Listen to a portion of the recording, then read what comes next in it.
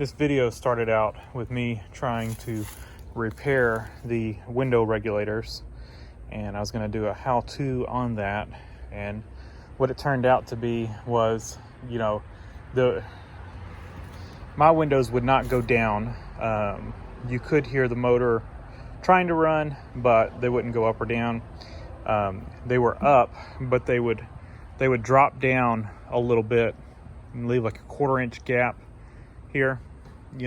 They'd be open like a 1/4 inch, and the window regulator would not push it up all the way, and you could take your hand and push it up and it would stay up for a while, then it would kind of on its own drop down, and that was kind of the cycle. So what I found out was that the regulator was actually stripped out, and I'll put a little clip in here where I show that. Teeth are shot on this one, so that's no good. That's what I was trying to repair these regulators, not knowing that was the issue. I thought the motors were weak and they wouldn't push it up, and I didn't know why they would fall down, but now it makes sense that they were falling down because the regulator itself was stripped out. So I will show you real quick, if you've got that issue where it's dropping down and you can take your hand and kind of move the regulator, or move the window about a 1/2 inch, it's very possible your window regulator is stripped out in the up position, where they get up to the very top seems to be where they strip out. Both of mine were stripped out. I went over to my parts car to try to pull the regulators out of it. They were both stripped out, and so doing a little bit of online research, these regulators are about $300, they're over $300. And of course that's new, and used is over $100. But it looks like you can put W126 regulators in, which are with a little bit of changes. You can do some research on that.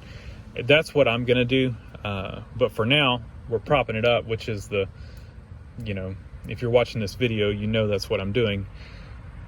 I'm getting them in the up position and propping them up so that they don't, like I said, they drop down on their own. They leave a 1/4 inch gap, so you get air noise. Then if it rains, you get a little water in. So I just want to make it to where they're up, they stay up, and we don't have to worry about it. But if you want to take the regulator out, I will cover that real quickly. You're going to need some slack in the wire, of course, that runs to the motor. It's soldered onto the motor from what I can tell. I just briefly looked at it. So it's not like you're just going to easily unplug it. These two bolts here are the window track. You need to take those out because the motor that track kind of needs to, either you can pull that track out or just kind of try to turn it sideways. The motor kind of needs to get past that. This bolt and these two nuts are what hold the regulator on. So you can take those off, then just take these two bolts out, and you can pull that track piece out if you want. It is right here. You can just pull the molding piece out of it all the way up to the top, and just pull that track piece out if you want, just to make things easy. And then undo these three, and you can get the regulator out. The window itself, you can get it in the up position. This is the part of the track that the regulator rod's on. This is attached to the window, and you can undo it. There's a bolt here, and of course a bolt right there. Undo those. I've got it in the partial down position. What I found on mine is that if I pushed it down a little bit, it actually would roll the window down. Now, if your motor is bad or something, it's not going to do that. But yeah, you can undo it in the up position. Just go up in the window, and you can get a wrench, like an open end wrench on these two bolts to disconnect it from the window itself. But what we're going to do is we're going to put it back in the up position as far as the regulator itself will take it, and then we're going to manually by hand, push it the rest of the way or help it or whatever, just to get it all the way up. And then we're gonna prop it. We're gonna put I'm gonna use a piece of 1/2-inch PVC up against this track right here. I'm gonna notch the PVC. I'll show that in the next clip. And it's gonna push up and keep the window in the up position. You can use a piece of wood or something. I'm just using PVC. So we'll cover that next. This side, this has been removed on this door since I got it. And the switch has been broken, the switch cover. So that's been one thing I've been needing to get off the parts car. The switch on the passenger side didn't work, and so I pulled the switch off. Normally, to get the door panel off, you wouldn't have to remove the switch, and this trim piece seems to be broken, or it seems to be brittle. The plastic gets brittle. I would not worry about trying to pop this out. Leave it attached, and when you get the door panel kind of slid away, you can just unplug it and leave the switch attached in the panel. I think that's the best route. There's gonna be a plastic little cover here, black plastic cover.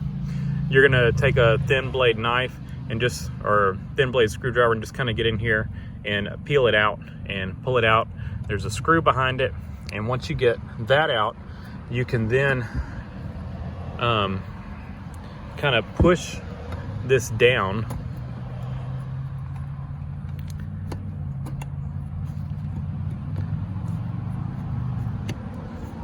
and get that out of the way. And then you can see you got a screw right there. You've got a screw right here and a screw right here. You don't have to worry about the ashtray. It can stay where it is. You've got 2 screws right here. You're gonna need to take your door lock off right here. So just unthread that. And then there's gonna be some clips along here that you're gonna pop out. And I just take my fingers and kind of go along here and just kind of gently pop them out. You can use those flat tools that are made to do this, but I just use my fingers. I've never had a problem. I feel like I can feel a little better on how much pressure I'm putting against it. So I'm gonna go ahead and just take these out real quick and get this panel off.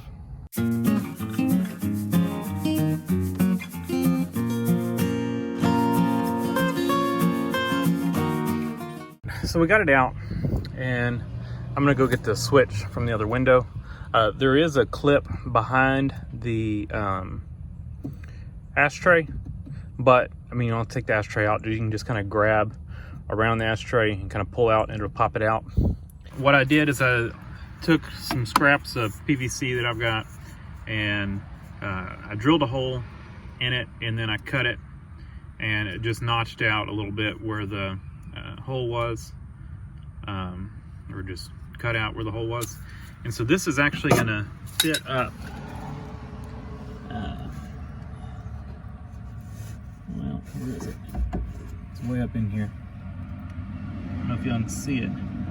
It's gonna fit around this right here in this little channel.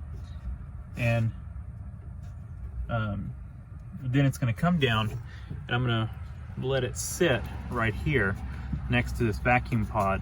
And I'll probably throw a tie wrap around this thing, around the vacuum pod, slip it around here, around this screw here, and tie wrap it over to here. And it's gonna sit in this corner. And that should hold the window up.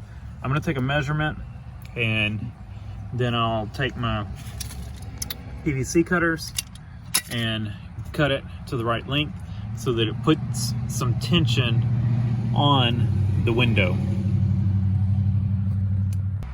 All right, it was a little under 18 inches, I think around 17 3/4 or something like that, but it is very secure. It's held over here, and it's kind of wedged right where it is. It's very tight. It's pushing up really well on the window. And if you look up here, it's straddling that track, and we've got a tie wrap around through the hole in the track and through around the PVC itself, so it kind of is just holding it steady right there. I mean, it's wedged. I don't think it would go anywhere, but just to make sure, we've got it secured.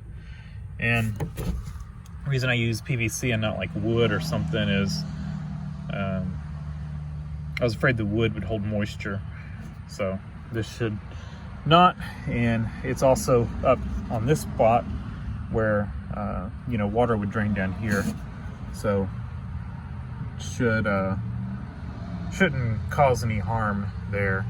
So I'm gonna go do the other side. I still got to put the window regulator back in the other side, and I'm gonna disconnect the window switches, just unplug them. That way, I mean, these windows, they're stripped, the regulators are stripped out anyway, but just to be safe, I'll disconnect the regulators, and I'm gonna get this all buttoned back together. But yeah, it is tight. No more falling window. All right, the other door is done. What I did find though, or what I did find, is that if you unplug the switch in the back, it does seem to disable the switch in the front as well. So that's what I'm gonna do, is I'm gonna unplug this. I had to get my window back up because I had this one partially down to get to those screws easier, or bolts easier. But I'm gonna just leave it unplugged on the door panel, and that'll disable the rear window. And we've got it propped up securely, tie wrapped like I did the other side. And it is, you can tell it's up farther than it's been up in a long time, and should be good. So that's how we're gonna leave it for now. I'm gonna be on the lookout next time I'm in the junkyard for W126 window regulators. So if I find some, I'll do a video on that, on retrofitting the 126 regulators. But for now, we're gonna leave it propped up. I've been driving this thing like 2 years, and of course could not roll the windows down, and honestly didn't really have any reason to roll the rear windows down. But I would like them to work, but it was a pain that they would drop by themselves. And so that's what we're preventing, is we're going to make sure they stay up, and we will later on address getting them to roll down. So for now, thanks for watching. Leave a comment down below, hit the like button, and subscribe for more. Just a real quick add on to this, I will say that that piece of PVC is just slightly pushing on the glove box, or in an ashtray right here. It's pushed out just a little bit. You really can't tell much, but it definitely is when you look, just about like right there. It's pushed out just a little bit in this corner. So that's the downside to it, but you can tell just a little bit that it's pushed out. But for now, it's okay, and we will address that by, you know, upgrading the window regulators. So for now, we're good, and I'm gonna finish putting this door panel back on.